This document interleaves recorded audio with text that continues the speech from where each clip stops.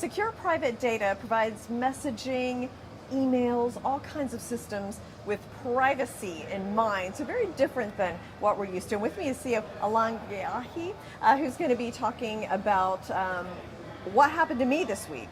Yes, unfortunately. It's so funny, we do all these interviews, and as soon as I got hacked, my email. So what happened was, several people I know, got an email, supposedly from me, saying in broken English, please send me Bitcoin. I'm summarizing, but it was kind of like that. And so people were texting me like, is this from you? This doesn't seem like it's from you.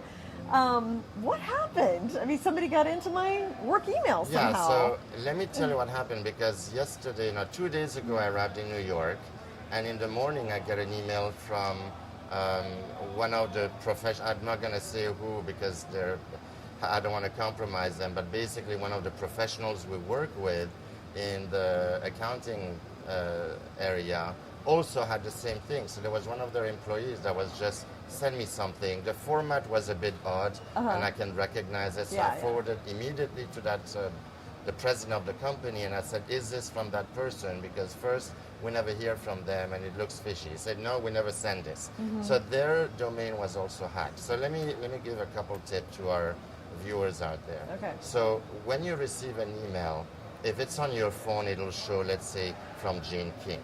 But what you need to look at is really, if you go on a webmail, it has all the detail, or sometimes you go and you click if it has a domain or not, because anybody in the world can have an email and have the signature from Jane King. But then you look, is it J King at your domain or not? And then there's another level you can look at, which I would like to do later on today, and investigate exactly the thread to see how it was routed.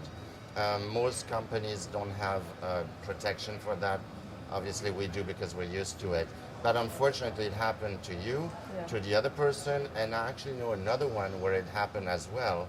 And what's happening right now, there's a lot of economic mayhem, right? So everybody is trying to get a dollar from someone.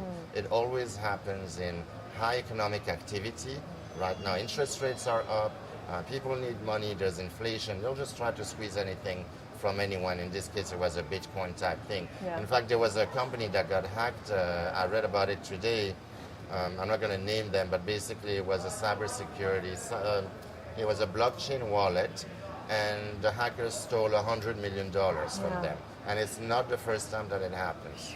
So the first thing I did was change my password. Was that smart?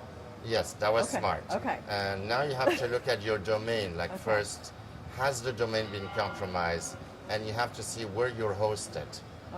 Okay, so we'll help you with that off camera down the next few days. But the first step is change the password. First step is change the password because at least nobody can get in. But what's happening is somebody was sniffing you. It's a term we use, basically checking your email. As a matter of fact, yesterday I was live on Newsmax talking about the very same thing.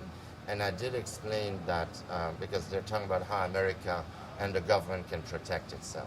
And basically they spy on you for several months to see what you do, what you write. And this is why when you send an email, it's an open postcard, and you need a highly secure and private system. Okay, so perfect entry into what Sekur is doing and how you're doing things differently. So that would reduce the chances greatly. Yes, so what we do, we have a thing called Secure Send. So at Secure, you can send a regular email to someone, but people need to understand that when you send an email outside of your server, it's like an open postcard. So if you use Secure Send, if I want to send you an email, you're going to get an email from me with a text that says, Alain sent you something, click here on the link to read it. And then when you click, you're automatically in our Swiss server through our Helix technology, which has a direct tunneling to our server. And then you can read my emails. I can have tons of attachment. There's no limit. And to protect you, you can secure reply. That's the whole point, because the round trip communication is where the hackers come in. Maybe I have great protection, but then you don't, and when you reply, the whole security is gone. So the only way to really eliminate all these email phishing, unfortunately, is you have to use Secure Send back and forth. Now, if we both have Secure, it's like the same thing because we're in Switzerland and the emails never leave the server. But for most people, like they have financial, doctors, lawyers, they have clients, everybody has those free emails or Yeah. big tech.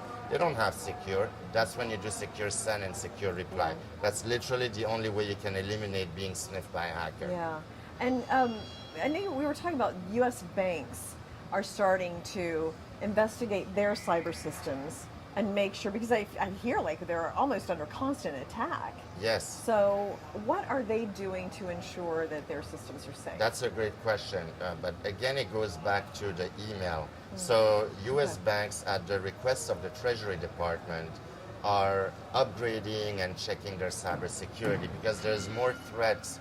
It's beyond just a hacker. These are international threats now. You know, there's economic warfare between countries, which we'll discuss another time. But basically, they're probably checking any kind of back portal, their server, their infrastructure. So that's all great.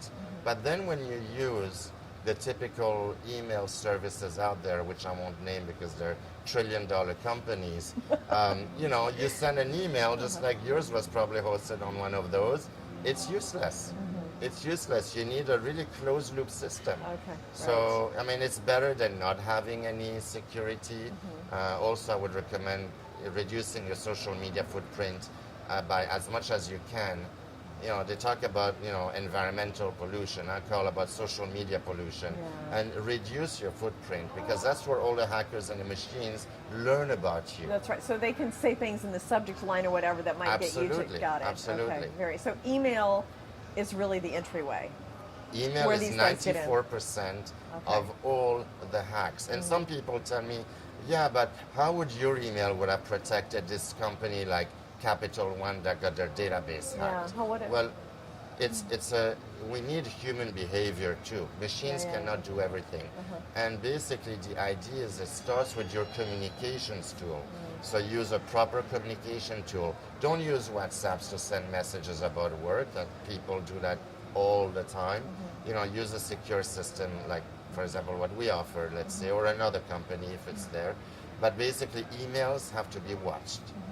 That's the critical thing because they spy on you, then they know that, okay, this person uses that database, and people make mistakes, you know, like as the Latin, I don't know if it was a philosopher or Caesar said, to err is human. But we need to think more proactively and use our critical thinking alongside the sophisticated machines. Yeah, okay. Thank you so much, Alain. With Always pleasure. great advice. Thank you so much.